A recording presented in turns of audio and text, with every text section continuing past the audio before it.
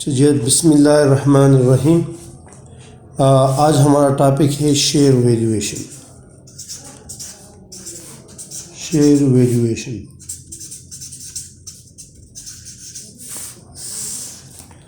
अच्छा, share valuation जो है ये फंडामेंटल एनालिसिस का एक बहुत ही इम्पोर्टेंट कंपोनेंट है।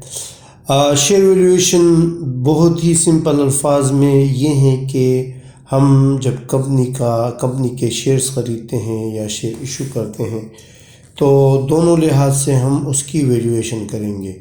यानी जिस तरह आप लोगों को पता है कि शेयर का तो सबको पता होगा कि कंपनी का जो कैपिटल है, टोटल कैपिटल है, फॉर एग्जांपल कंपनी का कैपिटल जो है वो 1 मिलियन है। अभी 1 मिलियन कैपिटल को हम स्मॉल यूनिट्स में तकसीम करते हैं। फॉर एग्जांपल मैंने इसको 100 या 1000 यूनिट में या 10,000 में तकसीम किया, यानी इस 1000 कैपिटल के मैंने 10,000 के सर्टिफिकेट बनाए या शेयर्स बनाए।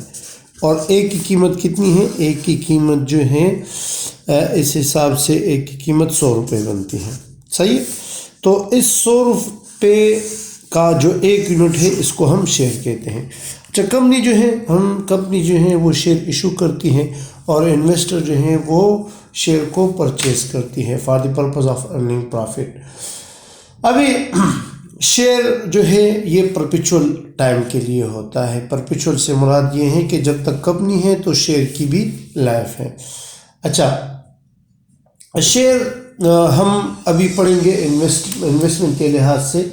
इन्वेस्टमेंट के लिहाज से ये है कि फॉर एग्ज़ाम्पल एक बंदा है वो शेयर्स ख़रीदता है तो शेयर्स वो इस तरह नहीं ख़रीदेगा कि आंखें बंद करके शेयर ख़रीद लेगा, बल्कि एक अच्छा इन्वेस्टर जो है जब वो शेयर्स ख़रीदता है तो बाकायदा उसके प्राइस की एनालिसिस करता है। तो शेयर फॉर एग्ज़ाम्पल एक शेयर है जिस पर आपको डिविडेंड मिल रहा है। कितने अरसे के लिए मिल रहा है? इन्फिनिटी टाइम के लिए मिल रहा है। सही है। एक शेयर है जिसकी कीमत 100 रुपये है। सही है। और उस पर आपको डिविडेंड मिलता है हर 6 महीने बाद या हर 1 साल बाद। सही है। कुछ डिविडेंड जो है वो फिक्स होते हैं, जिस तरह प्रेफर स्टॉक पर फिक्स डिविडेंड मिलता है। कुछ डिविडेंड जो है वो पहले से एस्टिमेटेड होते हैं, कुछ डिविडेंड जो है वो वेरिएबल रेट पर होते हैं। तो हम डिफरेंट जो शेयर्स है, डिफरेंट जो डिविडेंड है उसको आज हम स्टडी करेंगे और उसको हम किस तरह एवेल्यूएट करेंगे। अच्छा, शेयर की जो आज की कीमत है उसको हम प्रेजेंट वैल्यू कहते हैं और फ्यूचर में जो कीमत होगी उसको हम फ्यूचर वैल्यू कहेंगे। सही है। अभी हम शुरू करते हैं बहुत ही सिंपल। यानी फॉर एग्जांपल एक शेयर है वो आप सिर्फ 1 साल के लिए ख़रीद रहे हो। एक शेयर है वो आप सिर्फ 1 साल के लिए ख़रीद रहे हो, तो उसको हम क्या कहेंगे? उसको हम 1 ईयर होल्डिंग पीरियड शेयर कहेंगे, क्योंकि ये शेयर जो है सिर्फ आप 1 साल के लिए ख़रीद रहे हो। सही है। तो जब आप 1 साल के लिए एक शेयर ख़रीदते हो और उसकी प्रेजेंट वैल्यू मालूम करते हो तो उसका फार्मूला ये बनता है। फॉर एग्जांपल मैं कहता हूँ कि एक शेयर है वो डिविडेंड दे रहा है। एक डिविडेंड कितना दे रहा है? 3.50 साल के आखिर में डिविडेंड दे रहा है। और जब साल ख़त्म होगा तो आप इसको 45 रुपये पर बेच भी सकते हो। ये इसकी सेल प्राइस है। सही है। ये शेयर जो है ये 1 ईयर के लिए है।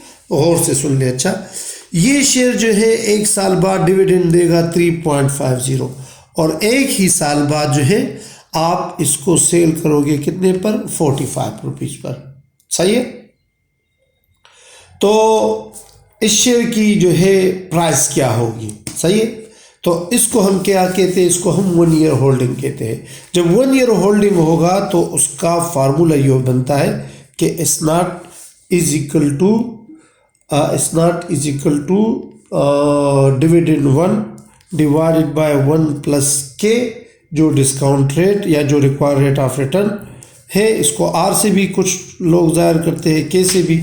सही है। वेरिएबल में आप लोगों ने कंफ्यूज नहीं होना कि पावर n तो 1 ही है पावर, क्योंकि 1 साल के लिए, प्लस इस 1 जो सेल प्राइस है और 1 प्लस के की पावर 1।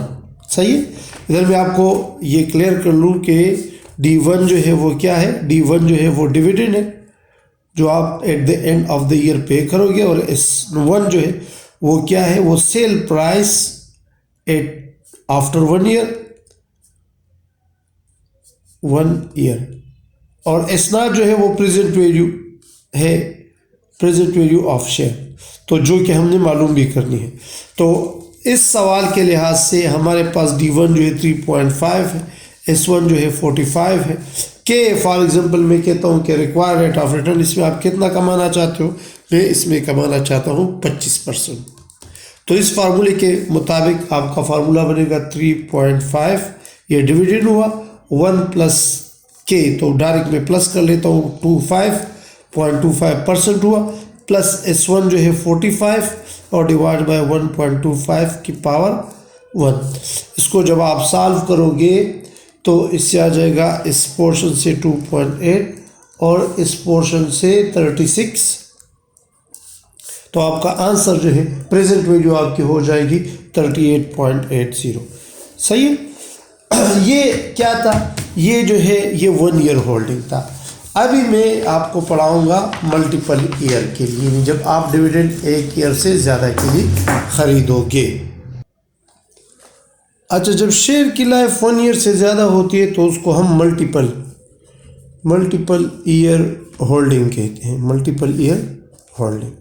अच्छा, इसकी का आप प्रेजेंट वैल्यू किस तरह मालूम करोगे, यानी 1 साल से ज़्यादा, फॉर एग्जांपल 2 साल, 3 साल, 4 साल, और आपको डिविडेंड उसका पहले से एस्टिमेटेड पता हो, तो उसका फार्मूला ये बनता है कि इट्स नॉट, ये जो मैं बता रहा हूँ ना, इसको आप इसकी तारीफ़ लिख सकते हो, जो उर्दू में मैं बता रहा हूँ ये इसकी डिफिनीशन है कि मल्टीपल ईयर होल्डिंग आप किसे कहोगे कि investor may hold a share for a certain number of year and sell it off at the end of the holding period. सही है। यानी एक इन्वेस्टर जो है वो 1 साल से ज़्यादा अरसे के लिए शेयर ख़रीदना चाहता है, तो उसके लिए फिर ये मॉडल इस्तेमाल होता है कि D1 की power 1 plus D2 divide by 1 plus के की पावर 2। सही है। इसी तरह प्लस D, जितना आपका for example D3 divide by 1 plus के की पावर 3, और आप जाओगे n तक जाओगे। सही है। और आखिर में क्या होगा, Dn फॉर एग्जांपल जितने भी हैं, लेकिन आखिरी ईयर में आपने Dn फॉर एग्जांपल 7 साल है, 8 साल है, जितने n मीन के नंबर ऑफ ईयर, वहाँ तक जाओगे। जब लास्ट डिविडेंड आएगा तो उसके साथ आपने सेल प्राइस भी ऐड करनी है, दोनों को 1 प्लस के की पावर आखिरी साल पर डिवाइड करना है। फॉर एग्जांपल अगर 7 साल है तो इधर भी 7 होगा, इधर भी 7। सही है। और अगर 8 साल है तो इधर भी 8 लिखोगे, इधर भी 8 लिखोगे। सही है। ये मल्टीपल ईयर के लिए है।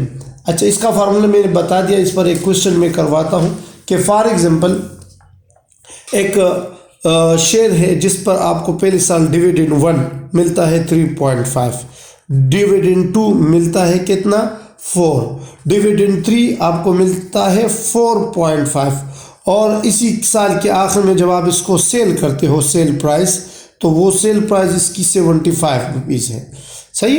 तो और अगर आपका रिक्वायर्ड रेट ऑफ रिटर्न 25 हो तो इसको आप किस तरह सॉल्व करोगे, तो आप पुट कर लो it's not is equal to, उसी फार्मूले में D1 कितना है 3.5 डिवाइड बाय 1.25 की पावर 1 प्लस 3, दूसरा डिविडेंड कितना है 4, तो 4 डिवाइडेड बाय 1.25 की पावर 2, और प्लस तीसरा कितना है, तीसरा है 4.5 डिवाइडेड बाय 1.25 की पावर 3, और आखिर में जो है यानी इसी के साथ आपने अलग भी कर सकते हो, इसी के साथ आपने प्लस करना है सेल प्राइस भी 75। सही। तो जब आप इसको सॉल्व करोगे तो इस पहले से आएगा 2.8, दूसरे से आएगा 2.5, तीसरे से और सेल प्राइस दोनों मिलाओगे तो इससे आएगा 40.7। सही है। और इन सबको जमा कर लो तो ये नॉट यानी present value of the share बन जाएगी कितनी 46। अच्छा, ये शेयर वैल्यूएशन का पहला लेक्चर था। दूसरे लेक्चर को देखने के लिए आप लोगों ने शेयर वैल्यूएशन मैंने नाम दिया होगा कि लेक्चर 2। सही है। तो शेयर, ये चैनल भी सब्सक्राइब करें, लाइक और शेयर भी कर लें।